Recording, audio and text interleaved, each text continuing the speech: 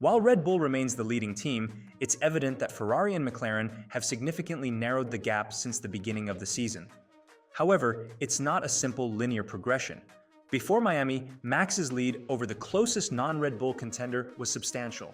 22.4 seconds in Bahrain, 18.6 seconds in Jeddah, 20.8 seconds in Japan, and 13.7 seconds in China. Yet since Miami, McLaren's introduction of upgrades to Lando's car followed by partial upgrades to Oscar's has made it challenging for both Red Bull to maintain their dominance. Max has faced increased pressure and hasn't been able to maintain the same level of dominance seen previously.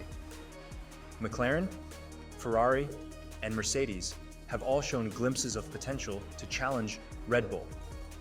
But Ferrari and McLaren have notably distinguished themselves through their understanding of the regulations and their ability to consistently produce competitive cars. This suggests that they are now in a position to regularly contend with Red Bull.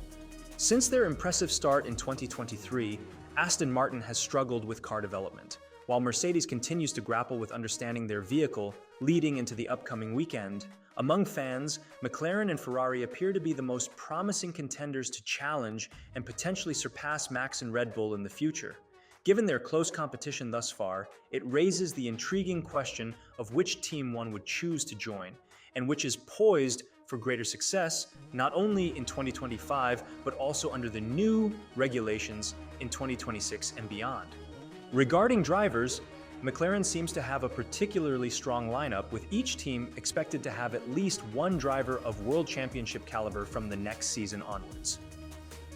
Lando Norris's victory showcased his ability to handle pressure and outperform Max, notably after the safety car restart.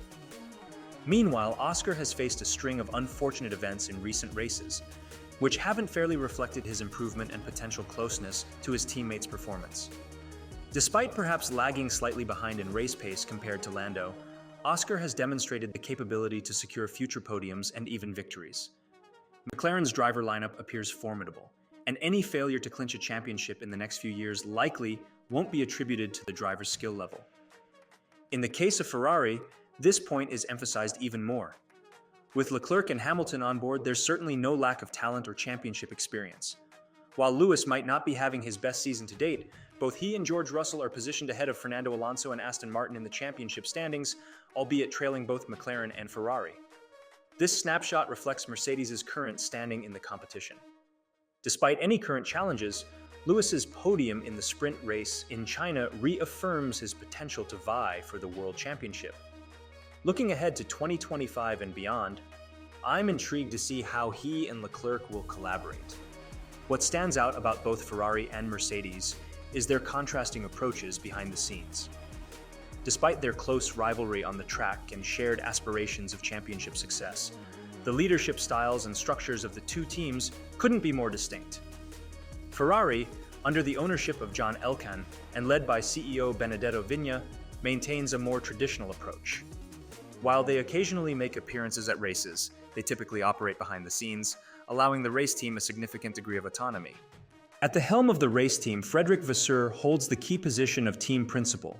Directly under him, the technical side is overseen by Enrico Cardile, who serves as the technical director responsible for chassis and aerodynamics, and Enrico Gualtieri, who heads the power unit division, having joined from Mercedes in October. With Lewis Hamilton on board, the team has also brought in former F1 driver Jerome D'Ambrosio as deputy team principal. D'Ambrosio will also lead Ferrari's Young Driver Academy. Rumors of Adrian Newey joining Ferrari have sparked considerable speculation, but at present, they remain just that, rumors. If Newey were to join in 2025, it's unlikely he would displace anyone already there. His role would probably resemble his current position at Red Bull, serving primarily as a high-level consultant alongside the main technical director. At McLaren, the organizational structure deviates significantly from tradition. CEO Zak Brown is directly involved with the race team, working alongside Andrea Stella, who serves as both team principal and, temporarily, technical director of performance. The beginning of the season witnessed substantial changes, including the recruitment of 3 technical directors: Rob Marshall from Red Bull, David Sanchez from Ferrari, and Neil Howie from within McLaren. However, Sanchez's departure after just 3 months prompted a reshuffle within the team. Brown and Stella remain at the helm, with Marshall transitioning to chief designer, Howie assuming the role of technical director of engineering, and Peter Prodromou continuing as technical director of aerodynamics. Stella has taken on Sanchez's former responsibilities temporarily. Further adjustments may occur throughout the season to relieve Stella of his technical duties, allowing him to focus entirely on team management. Despite these shifts, McLaren's performance gains, particularly evident through their recent upgrades, indicate the resilience of their technical foundation. This reshuffle hasn't compromised the team's performance, showcasing the strength and stability of their technical department. Regarding the team principals, it's intriguing to note the contrasting personalities of Stella and Vasseur off the track. Stella tends to exude a serious demeanor, whereas Vasseur is known for his lighter, more jovial presence in the paddock. However, when it comes to business matters, both are remarkably direct and unafraid to make significant decisions or voice necessary criticisms, even when directed at their own drivers or teams. Their individual backgrounds have also influenced their approaches to team improvement. Stella's technical background, stemming from his experience as an engineer and trackside race engineer with drivers like Schumacher and Alonso, has shaped his focus as team principal. He prioritizes strengthening the team's technical department and optimizing processes to ensure each team member performs at their best, even if it means implementing unconventional structural changes. At Ferrari, while Vasseur initially had a technical background early in his career, he transitioned into team management, significantly impacting Ferrari's operational approach. Just a few years ago, Ferrari faced ridicule for their inconsistent pit stops, chaotic radio communications, and questionable strategy decisions, all of which heightened stress for their drivers compared to Red Bull's more streamlined operation. Vasseur's leadership has brought about a marked change in Ferrari's methodology, instilling a sense of calm and methodical precision within the team. Even the recent decision to replace Leclerc's race engineer underscores Vasseur's readiness to make bold decisions for the team's benefit. This shift has reflected positively, particularly in pit stop performance, as evidenced by Ferrari's impressive rankings in the DHL standings, trailing only behind Red Bull so far this season, with McLaren close behind. Over the past 18 months, both McLaren and Ferrari have undergone significant transformations. They've seen new team principals, key technical personnel leaving and joining, and major driver changes. Drivers like Norris, Piastri, and Leclerc have all committed to long-term contracts, showing their faith in the team's projects. Ferrari's signing of Lewis Hamilton from Mercedes before the season began was particularly groundbreaking, indicating a strong belief in the team's vision. These changes have been aimed at preparing for the new regulations set to come into effect in 2026. Throughout this season, the development battle has swung back and forth between the two teams.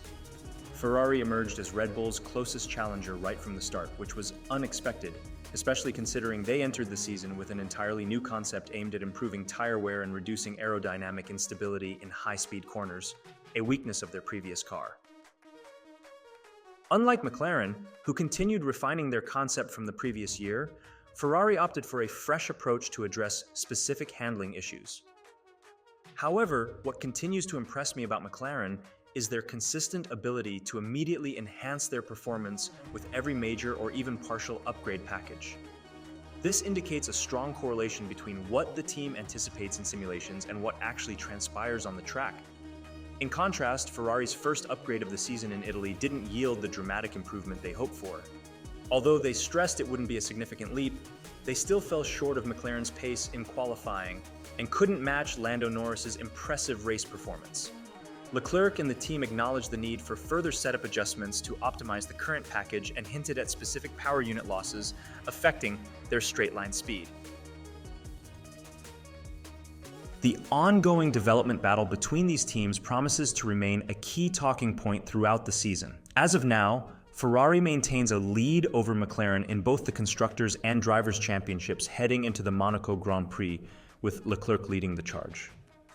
The momentum factor significantly influences public perception, as it's evident that McLaren appears to be on track for a stronger season currently, making them the favored choice. However, if the same question were posed earlier in the season, Ferrari might have been the preferred option. This fluctuation underscores the difficulty in choosing between the two teams at present. Looking ahead, if McLaren can sustain their development pace and carry it into 2025, there's potential for them to challenge Red Bull, particularly with Lando Norris's recent race win bolstering their prospects. However, in the broader picture, from 2026 onward, the stability in regulations surrounding power units has diminished the performance gap between different engine suppliers. This means McLaren, as a customer team, could potentially outshine the Mercedes Works team due to the parity among power units. In 2026, a significant shift is expected in the power unit landscape, as combustion and electrical output will be evenly split, presenting a substantial technical challenge for all power unit manufacturers. Anticipating this change, Zach Brown conducted thorough research in early 2023, including visits to the Red Bull Powertrains facility and exploring the possibility of reuniting with Honda. Ultimately, McLaren decided to prolong their partnership with Mercedes until 2030. While aerodynamics will remain crucial, with potential advancements like active aerodynamics, the upcoming era will primarily be defined by the engine formula akin to the transformation seen in 2014. Despite the hypothetical absence of disadvantages to being a customer team, McLaren's fate somewhat relies on Mercedes' success in navigating the new engine regulations. At Ferrari, the impending transition of Sauber to Audi, using their own power unit, will leave Haas as the sole team utilizing Ferrari power. While some may view this as a disadvantage due to reduced income and data for power unit improvement, Ferrari will have full autonomy over their destiny, enabling seamless integration of chassis and power unit from inception. Looking ahead to 2025, there's a genuine possibility that McLaren could emerge as the more successful team and even contend for the World Championship. However, beyond 2026, it becomes a matter of personal belief regarding whether Mercedes will excel in adapting to the new engine regulations and whether being a customer team will pose a disadvantage. This uncertainty sets the stage for an intriguing comparison between these teams' achievements in the coming years. At present, while it feels like a toss-up, I lean slightly towards Ferrari's potential. But as always, I'm eager to hear your thoughts. In the comments below, let me know which team you'd choose to join for the next 2 or 3 years if your goal was to win the World Championship. If you enjoyed this video and want to support the channel, don't forget to subscribe. Your support means a lot, and I look forward to seeing you in the next one.